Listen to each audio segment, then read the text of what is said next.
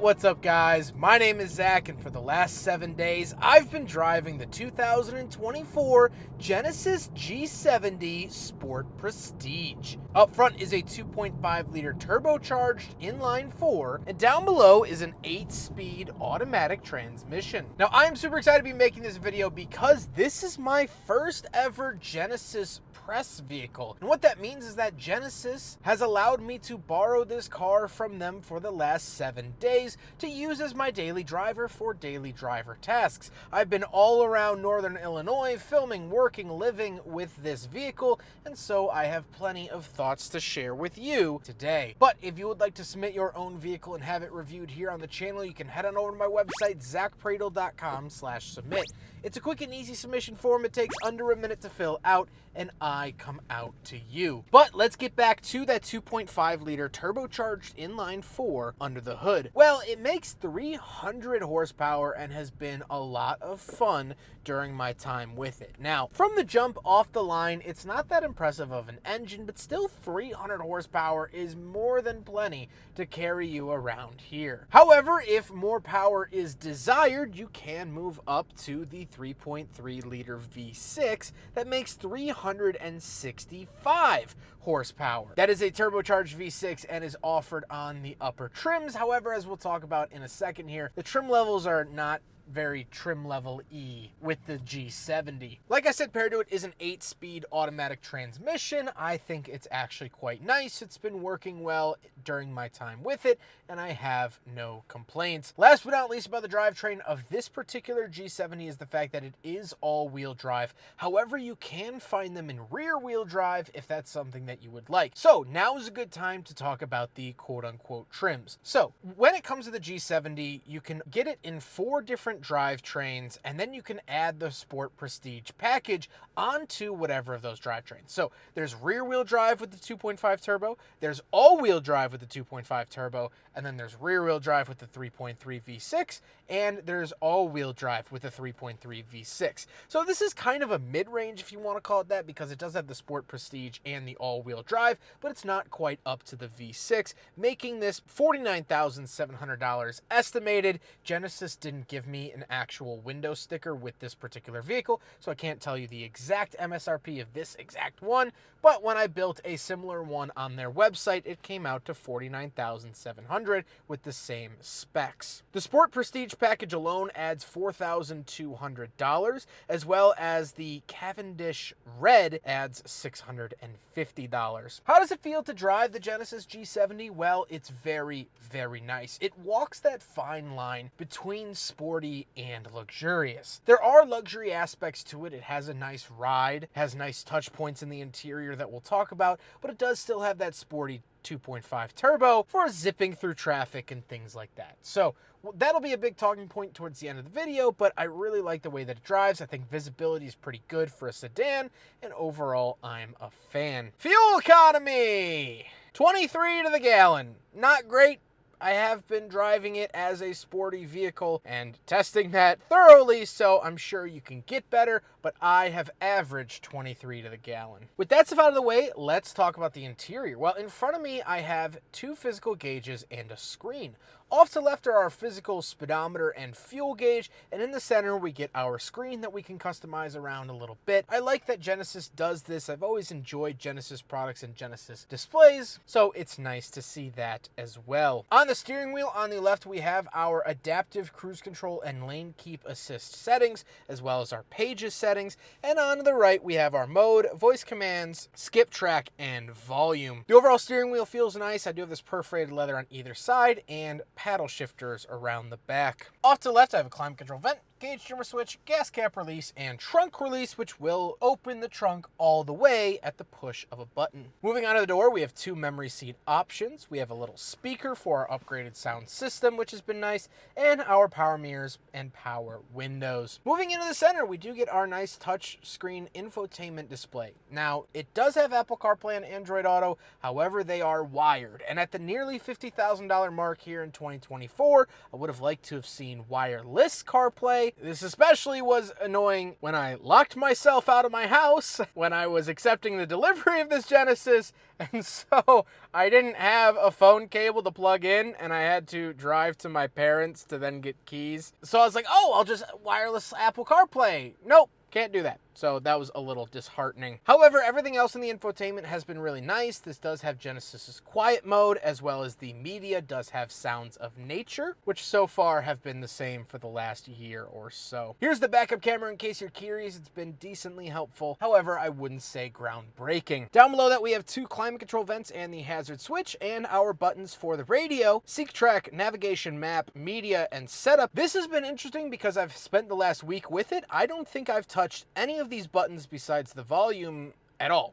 I actually haven't even looked at these buttons. So, some interesting market research for you there. Then we do have our climate control. So most of the climate controls are ran through a touch screen, and we do get dual zone climate, which are physical knobs. I love that. That's been super helpful. But fan speed, where to send it, heated seats, and ventilated seats have all been on the touch screen. Honestly, I normally hate touchscreen climate controls. I think Genesis does this really, really well. It's not laggy at all. And the fact that I get physical knobs for the temperature, at least I can crank it up or down without thinking about it. But if I want to change specifics, then I can use the touchscreen. So I'm not a fan of touchscreen climate controls, but I think if I had to choose any of them, Genesis does it very, very well. Down below, we do have a 12-volt outlet, a USB-A, as well as a wireless charger. Kind of interesting that they stuck with USB-A here in 2024. And then moving into the center, we have the shifter off to left. Pretty simple and easy to use. We have our drive mode select. So we have Eco, Comfort, Sport, Sport Plus, and Custom.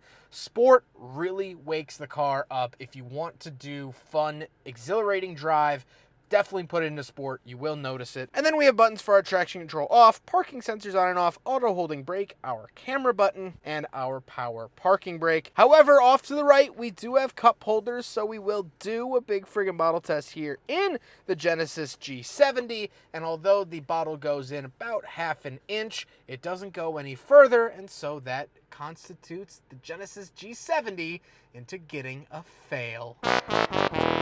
Then we do have an openable center console that does have a USB-C in it. Very, very nice to see that, although it's kind of interesting why Genesis used USB-A on the outside and USB-C on the inside. Let's talk about the seats. The seats are heated and ventilated, and they have been very, very comfortable. Like I said, the Genesis G70 really rides that line of luxury and sport, and I think the seats hold you in a decent amount without squeezing your insides. So I've enjoyed them. They're definitely big man friendly, as I am, so that is good to see. However, speaking of seats, we do have back seats, so let's go do a back seat review. I really hit my knee. You did it today, Zack.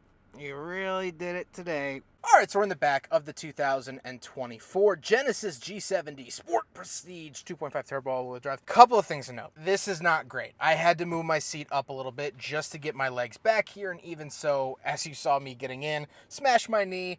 My legs are pressed up against this. Head is, if I move back, my head is hitting the ceiling. This back seat isn't great. This is a sort of if you need it back seat, if you rely on the back seat, if you do a car service, Uber, Lyft, shuttle to the airport, if you drive siblings around all the time, this is not really the vehicle for you. They have the G80 and the G90, which are larger vehicles, and the G90 is one of the best, not only bang for your buck luxury cars, but one of the best just luxury cars. And so I'm hoping to get one on the channel to show you guys. I've ridden in one and it was amazing, so I'd like to feature that one day. Genesis, if you're watching. I do have a center console with 2 cup holders. I have individual reading lights or map lights, whatever you want to call it, as well as one single one that will turn on both.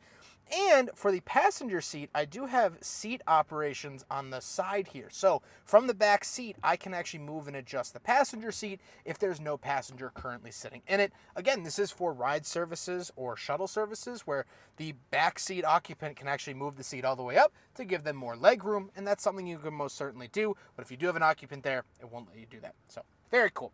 Let's hop into the very back where my shop vac is and talk about the trunk space. So a quick story here. So when you open up the trunk, You actually press and hold here on the key fob, or there's a button inside. Press and hold, it will open up all the way, which is really, really nice. However, and here's the shop vac that I bought. Walmart special, baby. But here's to show off how much space you have. This is a Rubbermaid container lid. So as you can see, you actually get a decent amount of space. You could also fit an extension cord in there too. Quick little story. So I didn't know that the trunk popped all the way up when you hit the button. Most cars, you just hit it and it goes up a little bit and then you have to pull it up the rest of the way. I went to a Goodwill to donate some clothes, and you put the stuff in the trunk, and then you pull up, pop the trunk, they bring it inside, they give you a receipt for your taxes or whatever. I didn't know that the trunk went up all the way, so I was waiting in line. There was like 3 cars ahead of me, so I hit the button to pop it, thinking it would just go up a little bit. It goes up all the way, and then my bags of clothes just all rolled out the back. It was, yeah, it wasn't great. So there you go. It does have a trunk that goes all the way up. However, it is manual back down.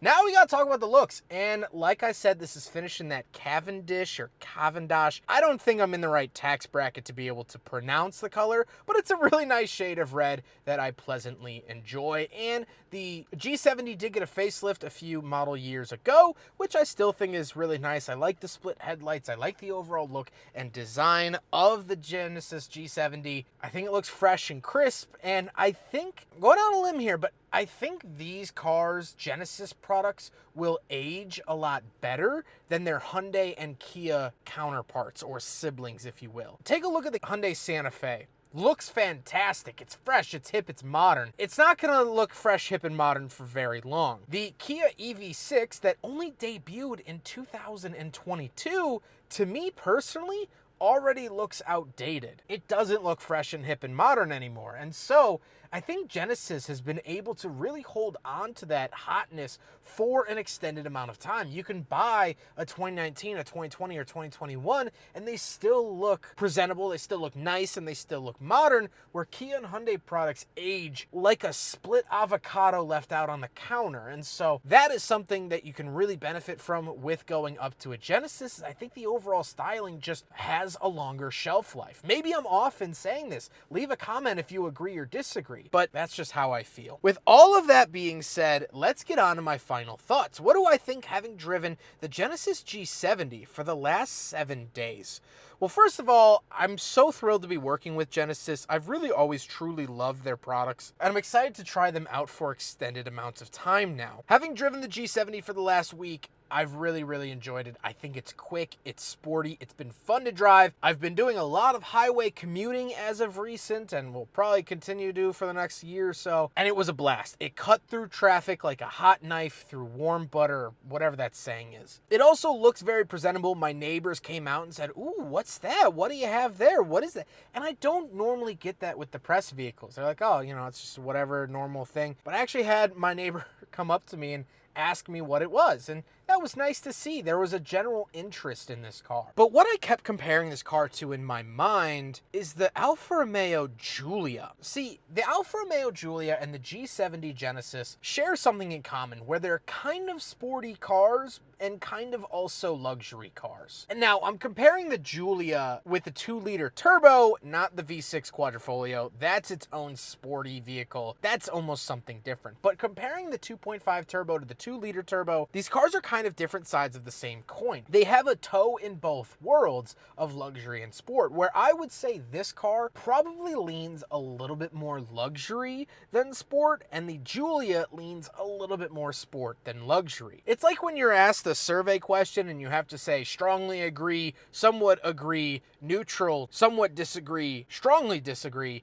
It's kind of that somewhat agree, somewhat disagree sort of area. That's not a bad thing, because this is a very nice daily driver. And honestly, I found myself really falling in love with it. I kept calling it Jenny. Let's go take Jenny out. And I don't normally name cars, but I felt myself being attracted more and more to this vehicle, to the point where there was a day last Sunday where I didn't drive this car at all. I didn't turn the key or nothing. the whole day, and I almost felt bad about it. I was like, I'm wasting my time with this car. Why aren't I taking this car out? Well, it was because I was editing videos for you guys all day, but besides the point. I really enjoyed my time here with the Genesis G70, and if you're looking for that luxury vehicle that might not be the top dog, but isn't the bottom of the barrel, a very healthy medium, a very healthy middle ground, this is one of the best to do it. You get pretty good bang for your buck in here. This most certainly feels like a $50,000 car. You still get some sportiness, and yet you're also not completely breaking the bank because the average vehicle purchase in 2023 was $49,000. So